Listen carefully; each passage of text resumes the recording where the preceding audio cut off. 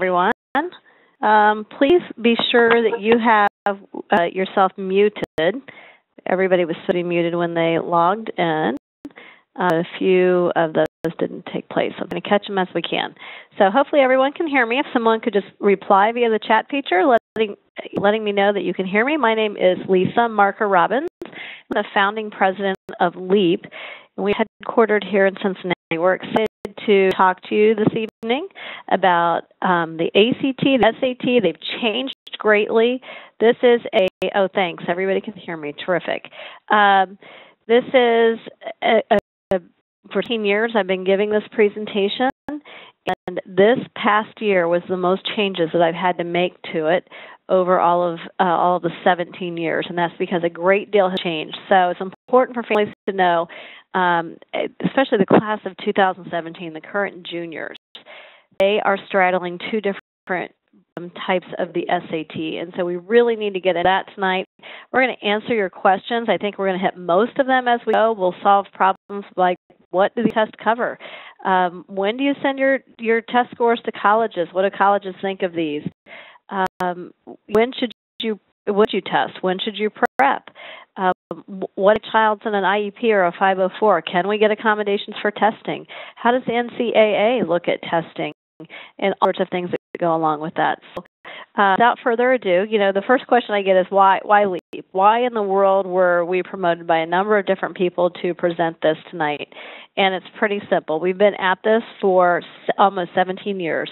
Our 17th anniversary will be in February. Actually, this year, February is leap year, so we're going to do lots of stuff to celebrate that.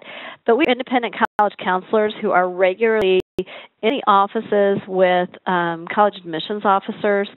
We are regularly talking to them about enrollment and what they're looking for. So we know the whole gamut of college admissions. Tonight, we want to focus on the fact that we know these tests inside and out. With all changes with the ACT and the SAT over the last year and a half, and going into March of 16 will be the final changes taking place. We have spent countless hours in professional development to stay on top of this. So that's why we feel we're positioned to not only come and talk to you about testing today, but to also be ones to help you with test prep and creating a testing timeline for each student that comes to us. I want to introduce you to our team. I'm on the top. I'm Lisa. I am the original founder and owner of LEAP. I've written our ACT, SAT curriculum. I'm keeping it up to date. I'm an independent college counselor. I help with essay coaching, all sorts of things related to college admissions. Sherry, who is not able to be with us this evening, she is our ACT, SAT director, and she is the point of contact for families that want to talk to us about helping them figure out when to test, whether they should take the ACT or the SAT or both, when should prep, and all of that good stuff. So we just wanted to put I wanted to put our faces with our names. Our team also includes, we have about 30 people on the LEAP team, and among those people are certified, experienced, and trained teachers in English, math, and science who do the instruction for our LEAP preparation for testing for the ACT and the SAT. Now that's who we are, so why in the world are we taking the time, all of us, on a Tuesday night at 8 p.m. my time, and for some of you, you just got off work on the West Coast, it's 5 p.m., you'd probably rather be relaxing at home and getting some dinner. Why are we taking time out to talk about this? Well, it's really important when it comes to getting into college. If you survey colleges, they will tell you that the number 1 and 2 factors of getting in are all about your grades in school. So did you take the appropriate rigor?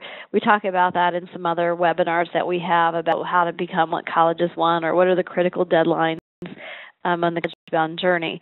But that's all related to the curricular part that you're doing at school. The third factor is test scores. So that's the order. You talk to all colleges. After that, they will rank, some of them will rank essays, more important, recommendation letters, or vice versa, or your resume, or community service. So it can change. But what doesn't change is these 3 top ones. The one that we can assist with is test scores. And so that's why we're going to focus a full hour on this tonight. The one exception would be schools that we call test optional. with all the changes to ACT and SAT, we saw the largest gain in the number of colleges that have moved to test optional in the last year and a half, since the SAT announced in April 2014 that they would be doing a complete overhaul of their test. We're not going to get into what all of those schools are. Fortunately, there is one place where you can go to find out what are the schools that are test optional, and that is fairtest.org. They have a comprehensive list on their website. Some of those schools are not necessarily the reputable schools that many of us are looking for to get a great return on our investment of college, and we wouldn't consider them. However, there's terrific universities on there. Here in Ohio, two local examples for us are Wittenberg and Denison. Wake Forest would be another one, and a lot of other schools have moved direction as well. So that's something to take into account. It would be rare, though, that I would ever have a single student. Remember, I was a high school teacher for 8 years. I've been at LEAP now for 17 years. So in a quarter of a century of working with college-bound students, I've never had a student who is applying to all test-optional schools. So while that may help you at a particular school, odds are you're going to be applying somewhere where you will have to have either the ACT or the SAT. And tonight we're going to help you figure out which one that might be for you, which would be the best one for you. There are a lot of things to plan when we're making this college-bound plan, this journey. And we're going to focus on testing tonight, but on December 8th, we'll be talking about future careers and the college majors that lead to them. And we've got lots of other ways that we help people. But, as you think about making a plan, I know our family, we're already planning our vacation for 2016, and we've spent a lot of time researching where to go, then where to stay. Now I'm searching for the best airfare that's out there. And so countless hours go into a vacation that we're going to spend maybe a few $1,000s on. We're going to be sending our kids off to college, and that can be up of a six-figure investment. And so we'll talk about making a plan. The hard part is, and I'm coming to you as a mom of a senior, so anybody that's on the call with a student, younger than mine, and I have 2 8th graders as well, what I'll tell you is life will slow down. I have 3 teenagers. I had to find time over the last couple of years with my senior son to carve out to address all of these things. And I know we have a lot of student athletes on, and that's just one more piece that you have to make time for on connecting with the coaches. We're actually next Tuesday going to be with Rex Grainer and have a terrific webinar for those that are interested on connecting with college coaches. So that'll be another opportunity to learn, another free event. So we're going to do more and more of these as we move forward. But you've got to make a plan. You've got to take the time to carve it out, because life with teenagers does not slow down. And I can tell you that it'll all be worth it if you plan it well. I'm coming to you as a member of a mom who has a senior who's already getting college acceptances, and much of what we needed to do is already complete, and he's really enjoying his senior year. And I hope that will be the case for all of you as well. So, as I've already said, change is in the air. You'd have to be living under a rock, I think, to not hear about it. It's all over the news. As I already indicated earlier, April of 2014 was when the SAT, it's a huge overhaul. What's interesting is ACT never stepped out and announced that there was going to be any sort of change to their test. And what we're going to look at before we even get into the details of the extreme change on the SAT is the subtle changes that the ACT were in, really kind of under the radar, kind of unannounced, but it's affecting our kids, so it's important for us to know what those are as well. So the ACT changes, as I indicated, started last year during the 2014-15 school year, and we suspected some of these might come, and they didn't ever even tell us exactly what date they would come. So the first was a reading change in December of 2014. So the ACT historically had always had on the reading section one reading section, and on that one reading section you would then answer 10 questions over what you read. What they made a move to was read two passages side by side, you answer 3 questions over one, 3 questions over the other, and then 4 questions doing a compare and contrast. That was a change that took place last December. This test then, the first change that we saw creep in there was in February of 2015. And it used to always be a test that was very predictable, and what they did to mix it up was now some students will have 6 what we call passages, and some will have 7 passages. So as these changes were implemented but unannounced, and we discovered them through our clients that went through our test prep program, we went ahead and adjusted our LEAP curriculum at that time. So those were the first changes. Then something happened just this year in September of 2015. In September of 2015, there was a huge overhaul to the writing portion of the test, and that writing portion of the test completely changed the nature of this optional section. And we're going to talk more about the writing test as we go. It is on the ACT currently optional. On the SAT, it is currently mandatory. One of the burning questions that we get all the time, and kids want the answer of no, you don't have to take it, is should I take the optional writing test? And I'm going to explain yes, no, and why. And agree with the students or do I not? And when we get a little further in here. But essentially what happened is that the test went from a 30-minute test to a 40-minute test. It went from being scored on a 12-point scale to a 36-point scale like the rest of the test. And it then gave them an issue. And with that issue, there were 3 different perspectives that are offered up. With those 3 different perspectives, then, the students have to do a lot of analysis. Previously on this portion of the test, students really just had to give their opinion on something like, should the driving age in the United States be raised to 18? We all know what students would think about that, don't we? So it's just their opinion. So no longer is it just their opinion. They actually have to respond and critically analyze different perspectives on the issue. So though the overhaul of the ACT, not too great. In large part, I'll tell you that the ACT really remains the same test as it's always been, and nothing shocking there, just the writing changes. And I actually think the writing changes do a better job now at measuring what colleges want to know in relation to a student's ability to write. So I think that's a positive change. It's going to take some adjustment. We did see even our very best students in this last cycle of testing, they had some difficulty navigating that part of the test. So a lot of those were seniors who were retesting. They had tested in their junior year with the other writing portion of the test, and there's a little bit of an adjustment there. We also know that ACT announced they're having difficulty getting score reports out to colleges on time, and that is because of the change in the writing. So colleges are aware if you're on tonight and you have a senior and you did test in September or October 24th. Actually, today, November 10th, is the first day that October 24th ACT test scores were made available. Not everybody got them today, but a lot of them were released today.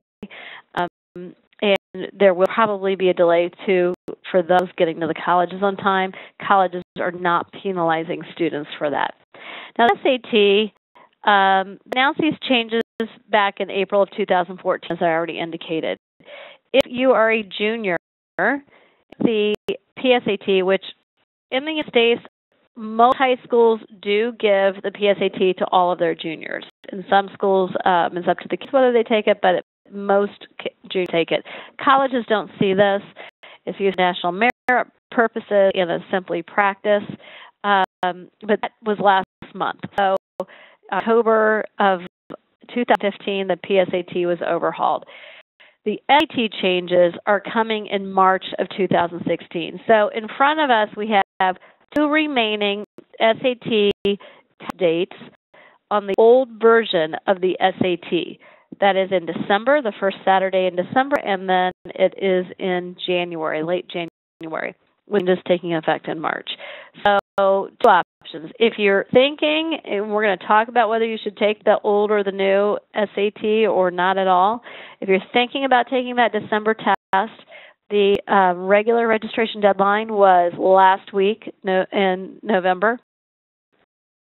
They are in late registration period where you can pay a fee to go ahead and register late if you're still interested in that December test. So just an FYI there. So I already indicated we really feel like the junior class, the class of 2017, are the ones who are caught in the crosshairs. Why is that? So the seniors, where my son would fall, the class of 16, they have taken the old or current SAT. They really probably won't be taking new SAT, and unless they're really behind, and that would be in March. And they will be testing. So the class of 2017 taken the new PSAT, the new ACT, and the option of the old or the new SAT. And we're going to talk about which one you should do. By the time we get to the current sophomores in the class of 18, everything will be on the new test. So they're, good, bad, or otherwise, that remains to be seen. The sophomores, the class of 18, will be taking all new overhauled tests. Now, some of you, if you are applying to, and we're not going to get into this tonight, but if you're applying to highly selective colleges, there are something that's called the SAT subject test. These do remain unchanged. While we're not going to take time to get in these tonight, I will direct you back to our website. On the LEAP website, we have what's called our College Bound blog. So, College Bound blog, I've written several different posts on SAT subject tests. So feel free to head over there. If you're sitting here tonight going, yep, my kid is applying to highly selective schools, and it's either recommended or required that they take SAT subject tests, then I'm going to suggest that you get yourself educated on that. So remember, as we go, if you have questions, you can go ahead and feel free to send them in during the chat. I'll probably get to some of them, but then we'll answer as I am just with our content, and then at the end we'll take questions as time allows. So let's dive in and talk about both tests. I have the SAT in light gray because this is going away. It's fading away, and this is the test up here that I've got that will be given still in December and January, December 15, January of 16. So right now, we're just going to, for those of you that are taking notes, we're going to just sit here and kind of talk through the test for a few minutes before we move on to what is the content that's covered on the test. So the first thing you're going to notice is, one basic difference is achievement test versus reasoning test. So an achievement test really it means that the ACT feels more like a test that students take in school. So it's closely tied to their curriculum, and it'll feel like a school test. The SAT reasoning test, we'd be best off to liken it to what our kids took in elementary school to figure out what their IQ is, if they're gifted. Iowa Test of Basic Skills, California Achievement Test, Stanford Binet, those are some of them that you would be familiar with depending on what state in the country that you live in. I know we've got people from East Coast to West Coast on tonight. So that's the general nature of how these tests are a little bit different. You're going to notice right away that the ACT is slightly shorter. Now, why do I say 2 hours, 55 minutes? So that's the multiple choice section. And then the 40-minute writing, I say plus 40-minute writing because, as I already indicated, the writing portion of the ACT is optional. And I'm going to tell you right out of the gate, you're going to hear me say it about 3 or 4 more times this evening. LEAP's recommendation is that you take the writing portion and you take it every single time. If you have really great analysis on why, we wrote a blog on what's the right, W-R-I-T-E, what's the right choice. And we explain it mathematically there, we explain it and how colleges look at it, but you really want to take that optional writing test. Earlier, I indicated that I've never known a kid to apply to only optional schools. I've never had a student really apply that I'm working with, that I'm aware of, and I won't say they haven't gone through our program, but that I'm aware of, that's applied to all schools that are writing optional. In 2005, the ACT and the SAT both added this writing test. On the SAT, there is a writing portion in there, but it's a mandatory portion for the next few months. We switched to March 2016. it will become optional, but our recommendation is going to remain that you take that optional test. As you can see, both tests are given about the same number of times per year. They really, I can tell you, the 17 years that we've been doing test prep at LEAP, that the calendar remains relatively the same. And so we at LEAP actually offer our test prep class every single time before the ACT or the SAT is given. We have that both in an in-person format in Cincinnati and Columbus, Ohio, and we offer it in a live webinar, teacher-led. This is not a sit at a computer and click, but it's a teacher-led class, and it's given before every test date. Now, how these two tests are scored are very different. So the ACT is on a scale of 1 to 36. 36 is perfect. There is an average of the 4 parts, the 4 main parts. They're English, math, reading, and science, not the writing. It doesn't go into the main score. So you add up your English, your math, your reading, and your writing, and then you divide by 4, and that gives you your score on a scale of 1 to 36.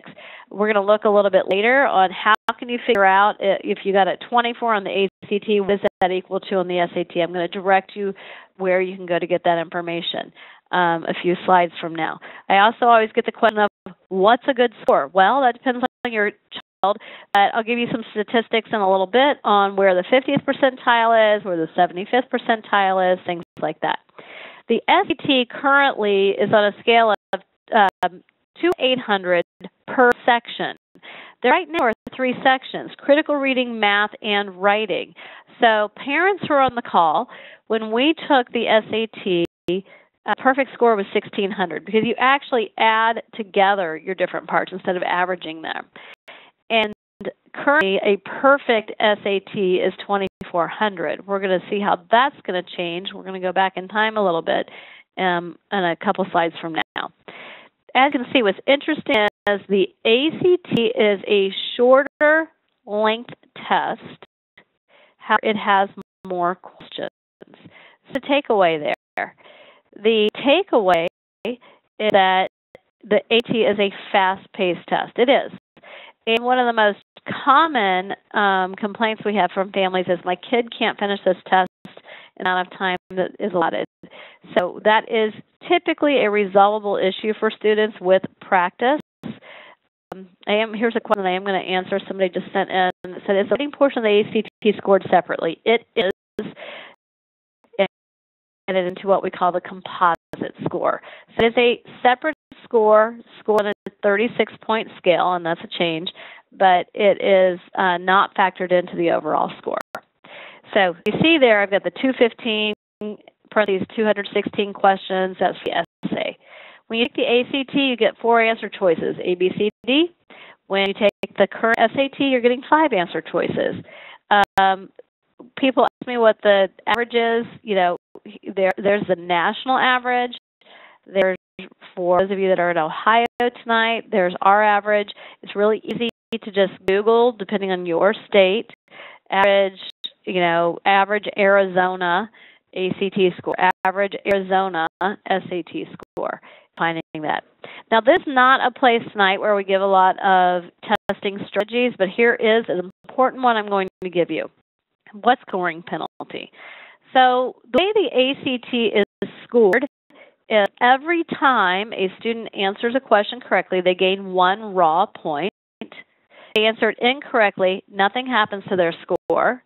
If they leave it blank, nothing happens to their score.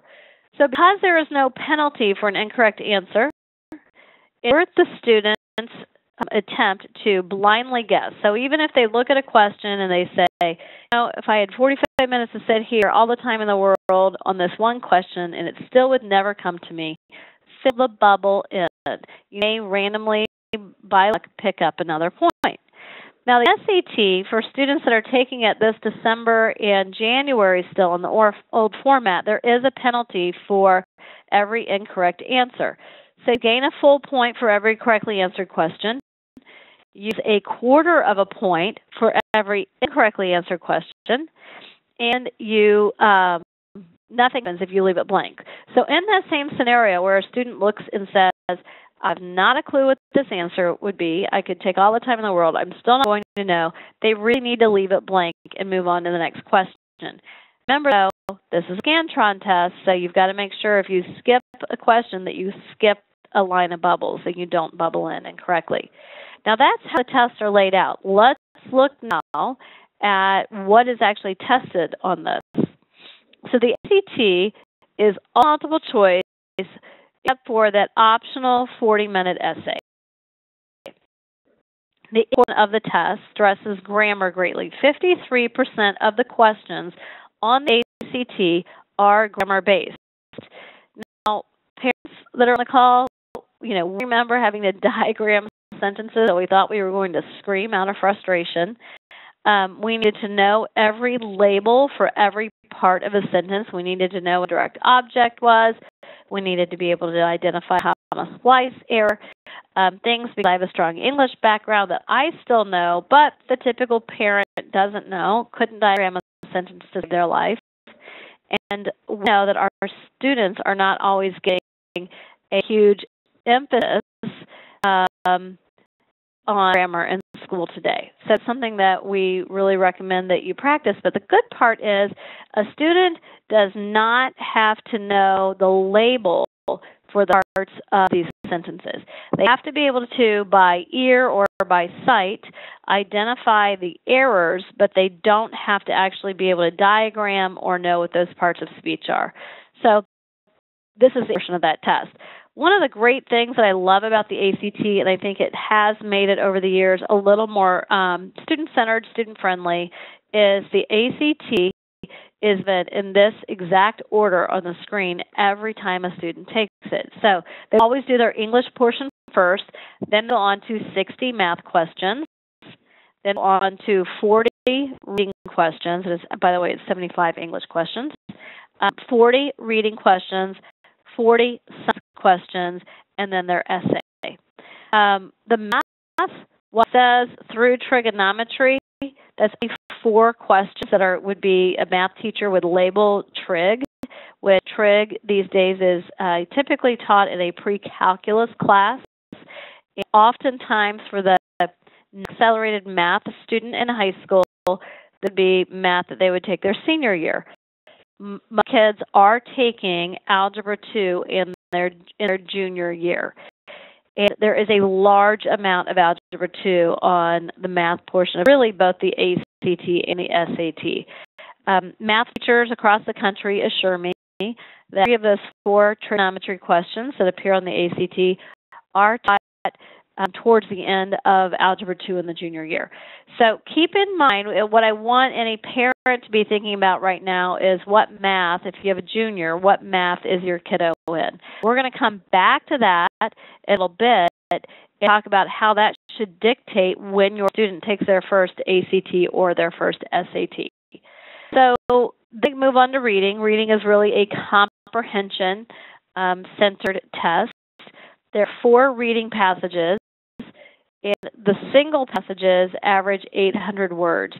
It is a tough, fast test. I get frustrated as an educator because I sit here and I think, okay, what do colleges want to know? Do they want to know if a kiddo is a fast reader and they process quickly, or would they rather know that they can comprehend? This is the one time that you have to go fast. I remember when I was in the classroom as a teacher, that kid that was all first to come up and hand in their test, and they're beating everybody else. And I'd look at that kid and I'd say, go back and check your work. Take a second look at it, make sure it's okay, because I'm not giving extra points for turning it in first. That kid benefit in this part of the test because it is that fast. The science, one of the biggest errors actually. Before we got on the call today, we got an email from a parent who said, hey, we want to do your class because we got to figure out this science portion. This is the most amusing part to a lot of students, because a kid who's really strong in science in school will say, gosh, it goes into it with a lot of confidence.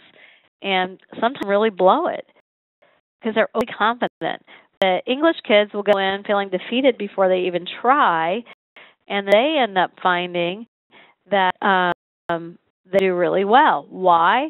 Because while the information presented on the science portion is in the scientific information in tables, charts, graphs, or periodical type readings, it really is a reading test. So are you able to read tables, charts, and graphs?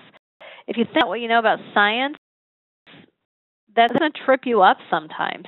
You really just have to rely on the information, the data that's presented in front of you, and you have to process that and be able to answer the questions over it. So parents, when you took the ACT, it was called the Science Reasoning Test. And then lastly, we have the essay. Why do I have 36 points in red? I'm putting on the next couple of slides anything in red that is a change. And so a year ago, actually, as late as June of 2015, the rating on the ACT was a 12-point score.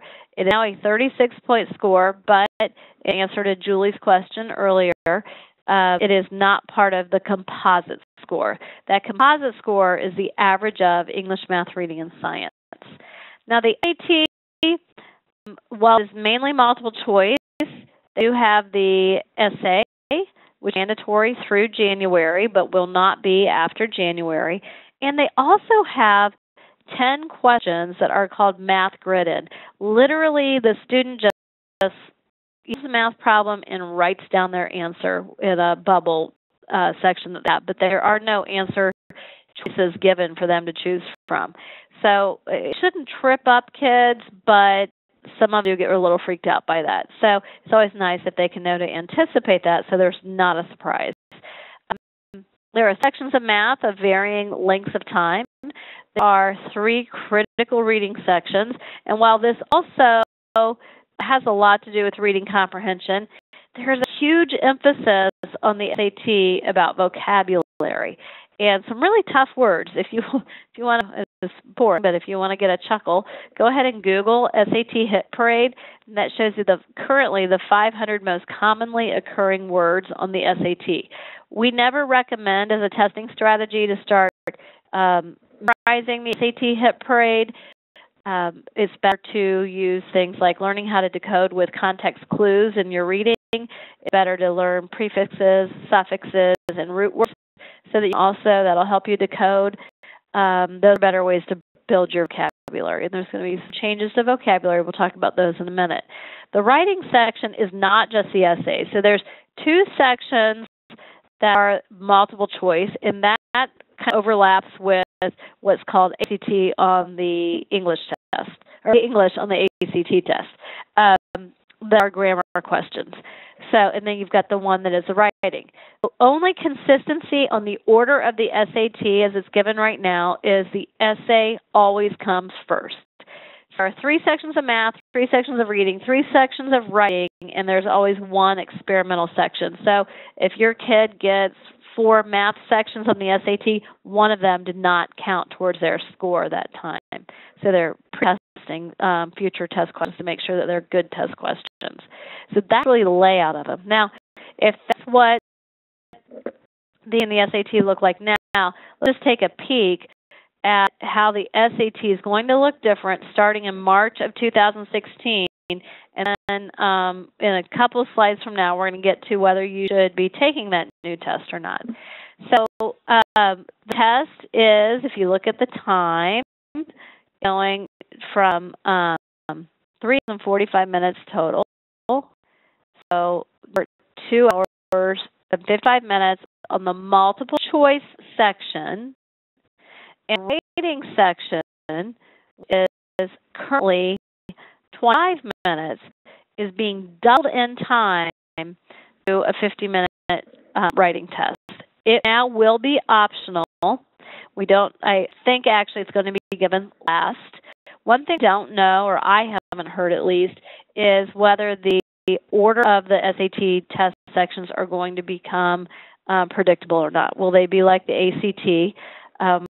The SAT really, in large part, as I look through the changes I'm talking you through tonight, I can see that the SAT is doing a great job of mimicking the ACT. I gave a talk back in the spring on why would they do this, and if we really look at it, it's about money. So 2012 was the first year that the ACT overtook the SAT in popularity. In all your states, I know we've got a lot of people on from Colorado tonight. A lot of your states that give it in Colorado and up in Michigan and a bunch of other states as a mandatory test for students. So that was part of the economics of this. So still be given 7.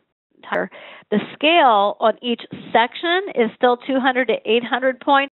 However, we now have a 2-part test again.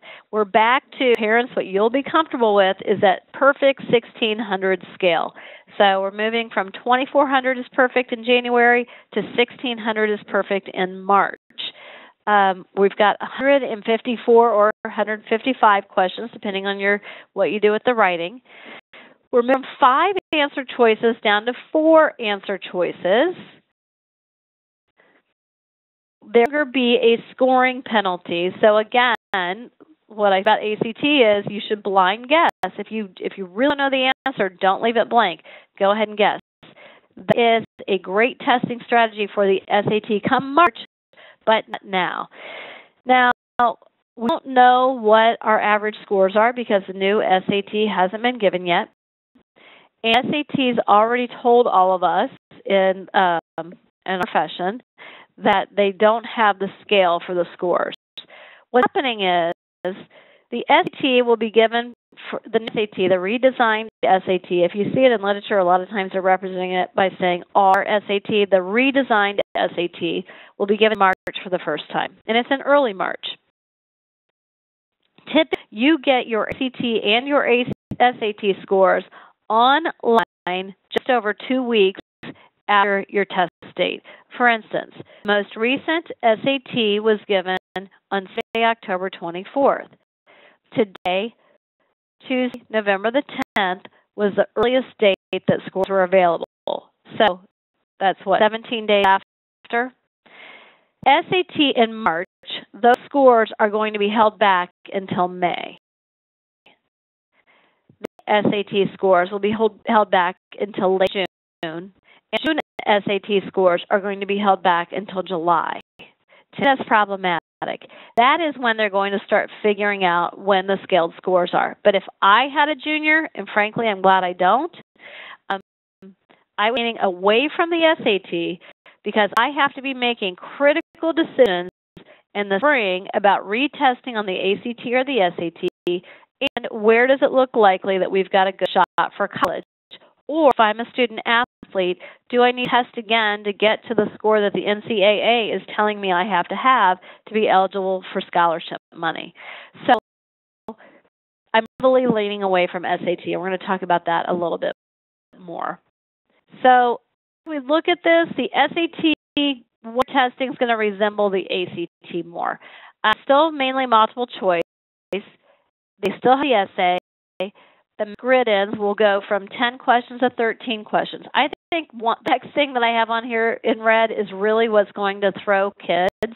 There's a non-calculator section on this test. It's got 20 questions. There's 2 sections. One's a calculator math test and one's a non-calculator. And it's funny, I have kids all the time, divorce your calculator over the summer and practice math. The ones that don't require a calculator on the SAT really don't need a calculator. The kids have become too calculator dependent. So that would be a great thing for you to have your children, you try at home, try not using a calculator. Math still is going to go up for Algebra 2.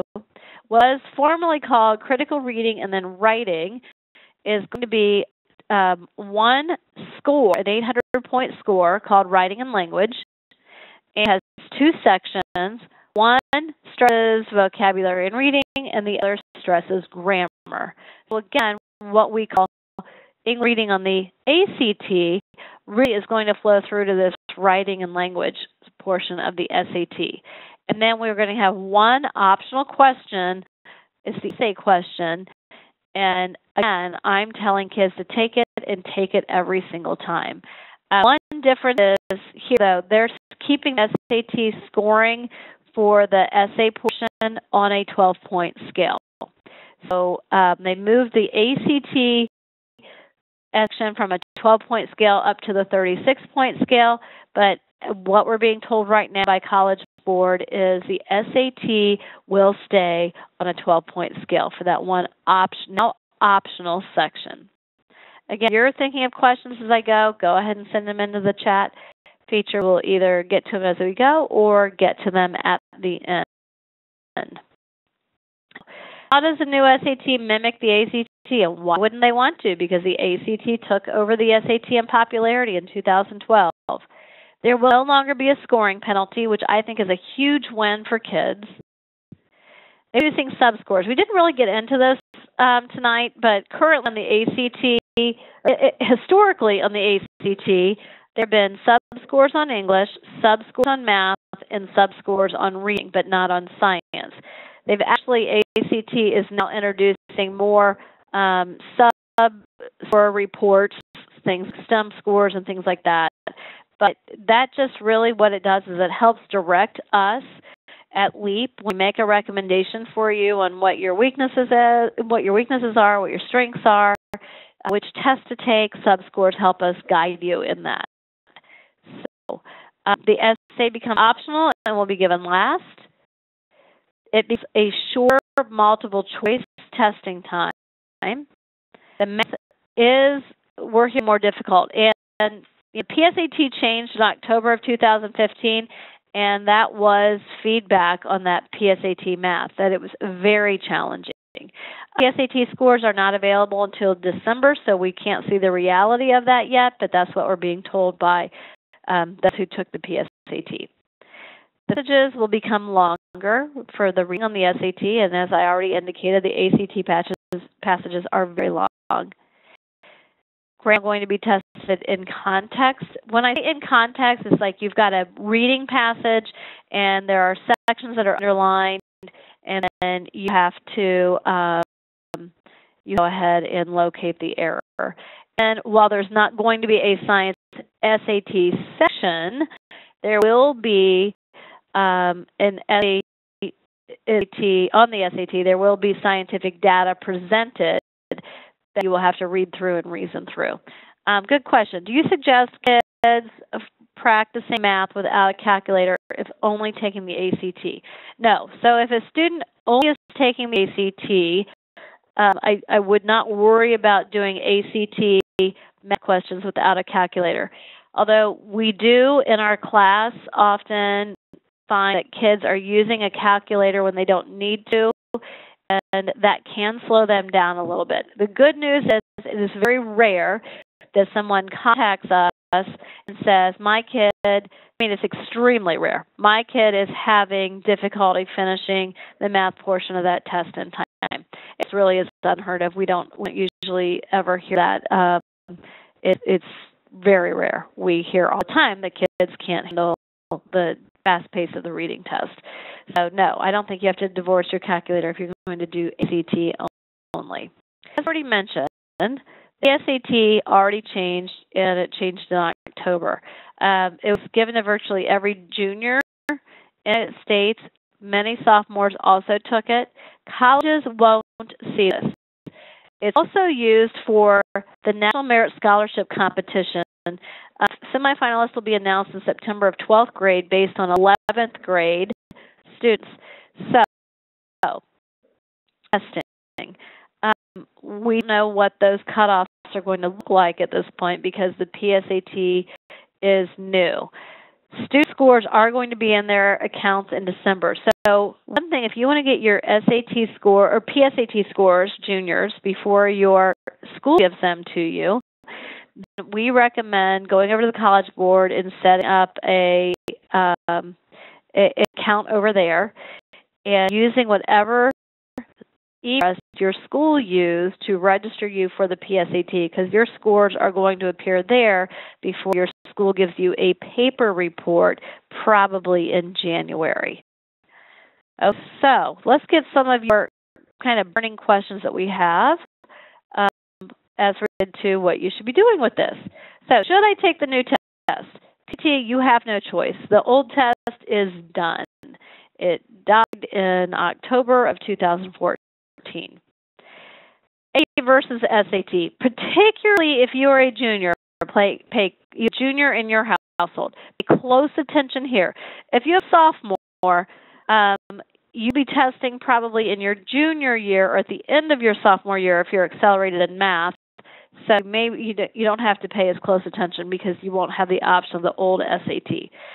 So if a student has completed Algebra 2, so that means they were accelerated in math and they took Algebra 2 as a sophomore. That is the first question you ask yourself. So I'm in pre-calc as a junior.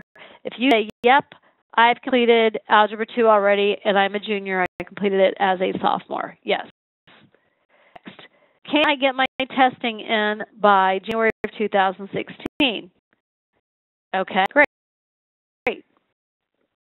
Look at AC versus SAT and determine best fit. Now, one of the things we're going to be offering for everybody on the call today, anybody who's listening in, is a free service LEAP provides to anyone, anywhere, is to give you guidance on when your child should test, and we're going to talk about some of the things that we take into consideration, whether they should take the ACT or the SAT, and what we view their strengths and weaknesses as being. So we use that data, we help you out, you determine your best fit.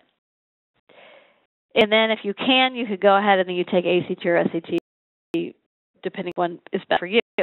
If you've not completed Algebra 2 at this point, take the ACT only.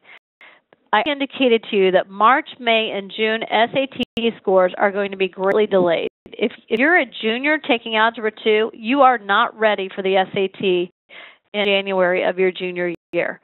You would want your first attempt to be in March or May, but you will be at a serious disadvantage because those scores are being delayed and you do not have the necessary information to figure out, do I test again, when do I test again, in the ballpark of what I need to go to the college I want to apply to or apply to the colleges that I want to, get my NCAA scholarship, things like that. So really important things. So you also keep in mind that if you're aiming to take the old SAT, I issue another caution because just this fall, a lot of colleges started announcing that they will not accept the old SAT for the class of 2017 and forward.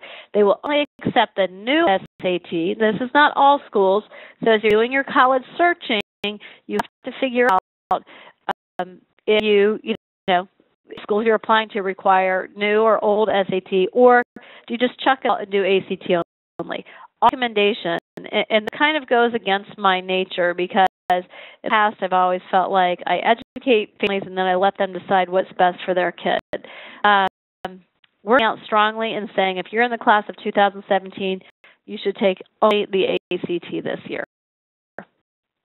As of 2007, every single college in the United States who requires test scores take both the ACT and the SAT on equal footing. So it's not hurt you getting into any school. So let's look at some other questions that you guys might have. Do colleges see all of my scores? No, they don't. At most schools, you have what's called score choice. So just like every time you go to the doctor, you have to sign that crazy HIPAA Privacy Act, and none of us look at it anymore. We just sign the paper and say, okay. With SAT, you have to give your permission for your scores to be released to the university. So, Ohio State University, University of Colorado, Florida State, they can't call ACT and say, how many times did Lisa Robbins take the ACT? ACT about that information. Now, on your honor, there are a few schools, Georgetown, NC, Stanford. There are a few schools out there that expect you, in your honor, to submit every test score that you've ever taken in high school. Does not count for any talent search testing that you did in junior high. So at most schools, you can test as many times as you want, and then in the fall of your senior year, choose a single best score and sit in to apply to college. That's a good score. I get that question all the time. I indicated earlier that really depends on your student and their strengths, but here are some averages nationally for you to take a look at so that you can get an idea as you're looking at that here. We're aiming to, do I look favorable for getting into that school, then what you're aiming for is that 50th percentile. When you're aiming for, hey, I really want to get some good scholarships, you need to be at the 75th percentile or above, maybe even the really great stuff is going to start around the 90th percentile and above. If you're looking for merit-based, not necessarily need-based, but merit-based money for going to school. Now, another question I get all the time is, how does my ACT compare to my SAT? So I gave you a concordance here, but if you want to go ahead and look at comparison of ACT or SAT, all you have to do is Google, search engine, ACT concordance chart. Now, this only right now works through the January SAT date. We don't even know how the new SAT is going to be scored or scaled. So we expect that we will get a concordance chart sometime in the 2016-17 school year. So it's another thing that kind of ties our hands right now as well. Now, I take the optional essays. I hope everybody's heard me, but for anybody who was late to the part today, we think that you should. So they could be used for admissions decisions. So locally here in Ohio, I'll tell you Ohio State currently, but not next year, for the class of 16, it is part of their admission decision. For the class of 17, it's not going to be. The University of Cincinnati requires that you submit it, but it's not part of the admission decision. It's used for English placement. But then we have the university here locally as well that does not use it at all. So that's optional. Kids' minds, and because you want your student to be able to apply to any college they would want to in their senior year, we recommend taking the essay, because if you don't take it and you later add a school list that requires the optional essay, then you won't be able to apply to that college. So we recommend that you go ahead and take it, and you take it every single time. And accommodations. So if your kid's on an IEP or a 504, that does not guarantee you, you must apply for accommodations via your guidance counselor at school. I don't care how big your school is, how busy they are. You can't do it on your own. You can't go through an independent counselor like us. You have to go through the school. We recommend that even though ACT and SAT tell you to apply at least 4 weeks in advance, we recommend applying way in advance. You do have to register for your first ACT before you can apply for accommodations, but that is not the case with SAT. LEAP does offer guidance, private guidance on how to go about positioning yourself to get accommodations. So I would, be happy to schedule a consultation with anyone who wants to talk further. We give you sample letters from teachers, from physicians, from attorneys that have helped families get accommodations in the past. I am an athlete. This is a little different. NCAA and test scores, this is the way it works. Instead of on the ACT, you know how I said it's the composite score is an average of the 4 main parts of the test. Well,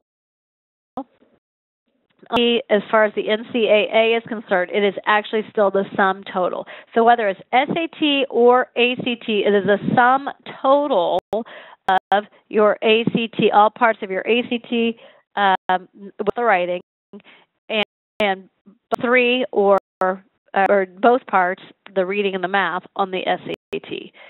So, fine. Division I schools and Division II schools are treated separately. Division I schools have a sliding scale, and basically the higher your GPA is, the lower your test scores are able to be. So we have an example of some scores right there for you. Division schools, through anyone who enrolls in college as of August 1st, 2018, they have a minimum score that they operate off of for Division II. After students enrolling after August 1st of 2018 actually will go to a sitting scale, just like currently Division I schools are. The scales are slightly different, though, and there will be 2 different scales. One goes for students getting scholarship, and the other is for students wanting partial scholarship. So It's important to keep in mind. It's nice that they do the total, sum total, instead of average, because that allows you to make up, point maybe your area of strength rather than your area of weakness. So when I recommend testing, you are the typical junior who is taking Algebra 2. We were your first attempt sometime between February and May of your junior year. Retest in June of the junior year so that you have Algebra 2 completely finished. Attempt, with most students don't, because ACT and SAT recognize that students hit a ceiling. You could test in September or October in senior year. In October of the senior year, October, it really isn't an option for most students. So 2 to 3 times total. If you are in Algebra 2 as a sophomore, you can begin testing as early as the end of the sophomore year. If you took Algebra 2 as a freshman or a sophomore, we don't recommend starting too early. We still want you to do the bulk of your testing in junior year so that curricularly in the other areas you've got more under your belt as well. When you're doing a timeline, and I said Sherry in our office will help you come up with your testing timeline. Things that we help you keep in mind, and questions that we'll ask are, consider what classes you're taking. Consider extracurricular commitments. I know we have a lot of student athletes on the call today. If you're playing football and don't have as busy of a winter sports season, then that might be the time to test. If your family always goes out of town the first weeks of June on a family vacation, and you're not going to change that, you can't test in June at home. Maybe you could test on the road. So we'll help you figure that out. Our program is live and in person in Cincinnati and Columbus, but you could be anywhere in the United States and do a webinar class. This is very, very different than, and I see we have a few questions coming in. I'm going to get to those in just a minute. This is very, very different than a click-through answering questions on a computer. We offer a webinar-based class like we have tonight. You sign in. You have a teacher actually teaching you. You have a curriculum. You will solve problems in a book that has real actual tests. So do 3 full ACTs or SATs, but as you know, this year we're really concentrating on ACTs. It's all about strategy and practice. What we do is we're going to get you so familiar with those tests and so practiced and so ramped up on strategies that surprises on test day. You can go in confident, you're not going to be surprised by anything, and you're going to do well right out of the gate. So super affordable, we're convenient. These webinars are recorded. You can go back in and watch them again. You can, if you have to miss one, you can watch it later. But we've gotten great results. An ACT study showed that on average, students could expect to improve 1.1 points from taking an ACT prep class. Our average last testing cycle was 3.4 points. So we are exceeding average that families are getting with other programs. If I convince you to test more than once, what I want you to do now is Google at some point ACT, should I test again? This gives you the chart that tells you what your likely score is the next time. And these are of all students, some who prep, some who don't. 57% of all students increase their score on a second attempt of the ACT and the SAT. If I knew that those were my odds on, winning the lottery, I would go buy a lottery ticket tonight. The odds are in your favor. It's really important to test at least twice. I surfaced tonight. I want you to take time at some point to go over to our LEAP website, to our College Bound blog, because then we get into things like super scoring and what about SAT subject tests, and okay, tell me more about score choice and those optional essays and things like that. So I'm going to take some time now to go ahead and answer a couple questions that came in. If you have more questions, go ahead and send them in via the chat feature. I know we're coming up on the end of our hour, and some people might need to drop off. That's fine. I have someone who asked, I have a student, she has taken both SAT and ACT one time last month. When she take each again, which she focus on more, maybe take that one 2 more times. So if your junior student did no prep before that first, you might want to do 2 more times for 3 total. I'm going to assume that your junior is already in Algebra 2. If that's the case, in our office can do a comparison between your current SAT and ACT score report, and then tell you which one she should take. We want to see the breakdown of the scores on both of those. If she recommends retaking the SAT, she's going to recommend that you take it in January. We do have a class that will be leading to that test coming up. CT could be done anytime, and she would look at your extracurricular commitments, colleges, things like that. The next ACT, the December late registration is what we're in now for December, and then the next one after that will be February. We do have a flyer for all the states. If you want to request it from us, we'd be happy to send that out to people. Another question. As a sophomore, what is better to take for applying to out-of-state schools? And this is not going to be about out-of-state schools, because every college in the United States takes both the ACT and SAT on equal footing. What we would want to do instead is look not at where you're applying to schools, but we want to look at who your student is. We want to look at all of the things about what type of a student are they, what are their strengths, what do they struggle with in school, and Sherry would give you advice on which test to take based on that. Here's one. Getting the total, what's the best score for the ACT? So I think what you're asking me is on the NCAA requirements for the sum total. If each of the 4 parts is worth 36 points, if you got the highest, you got a 36 on everything, that would give a 144.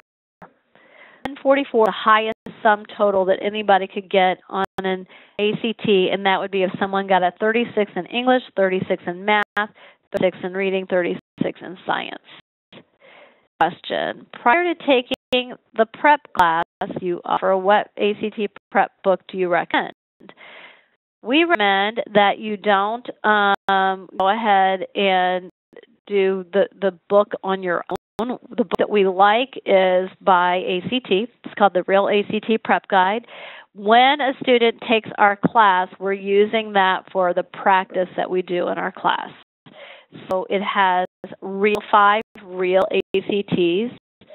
They've not come out with a new version of that book yet that has the side-by-side 2 reading passages or the slight change on the science and the massive change on the writing, but we've adapted our curriculum at LEAP to already address those and teach students that. If you're wanting to just kind of play around with some ACT test questions on your own, and you don't want to hijack the practice that we use in class, I would head over to act.org, and there are practice ACT questions on the ACT website that you can do. Okay, next one. We live ACT is mandatory. Yep, it is. I think it is in April for all juniors, but without the essay portion. Should my junior take the ACT twice in April, once with writing and then again in June? What I would do if you're Colorado or Illinois, Kentucky, where you're having this, I would go ahead and take it with the school without the essay, as given. Read it in June. What that would mean is if read in June with the writing. This is what it would mean. Let's go to a school that requires the writing, and you had your highest ACT score in April.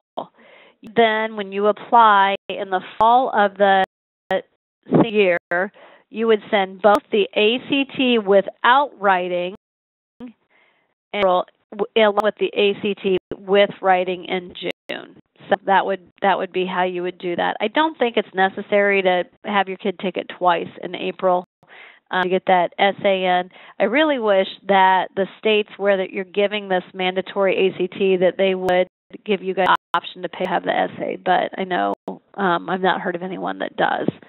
So I think we're coming up on the end of our questions there. I really thank everybody for taking the time Thank you, everybody. Asking if they're going to be able to see this. Yes, I'm going to be converting our webinar to a video, and it will be on the LEAP College Bound blog where you can watch it over there. Sign up for the upcoming webinars. The November 17th Student Athlete Showcase, I'll include the link to do that in our follow-up email that you will all get tomorrow. For choosing a college major that sticks, that will be live on the website tomorrow, Wednesday. So we know that that's often your very best return on investment. So thank you, everyone, for joining us from all across the country. I know some of you are probably dying to go get dinner, and others of you on the East Coast are ready to wind it down and head to bed. So please keep LEAP in mind for all of your needs, whether it's private advising, our upcoming ACT, SAT prep classes, essay development, or anything else. So have a great night. Thank you. Bye-bye.